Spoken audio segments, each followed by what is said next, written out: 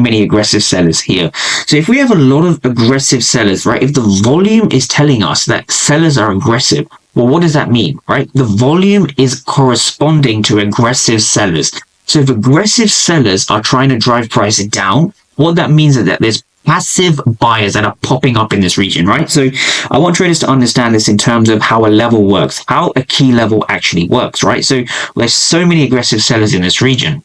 So now if we give this some context back to the regular footprint chart, what I want traders to understand is that we had so many aggressive sellers inside of this region, right? Where I've circled corresponds to what you're about to see now.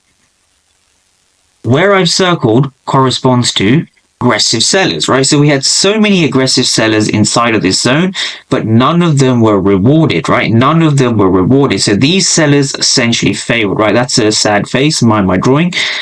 A lot of these sellers were failing, right? So when we see a lot of sellers failing, what that means is that there's passive buyers that are stepping in and they're willing to push price higher. So this gives us the only indication that the market is willing to reverse in this area. There's nothing else that will give you the indication. It's important to understand that.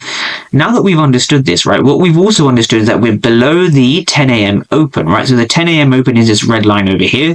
This also gives us massive confluence. So if we continue to play price on the 5-minute time frame, let's hop up to the 5-minute time frame. We're below the 10 a.m. Eastern, and what we understood here as traders is that we had a ton of aggressive sellers in this region, right? So I keep banging this on because this is so important. We had aggressive sellers. This is an A, again, my drawing.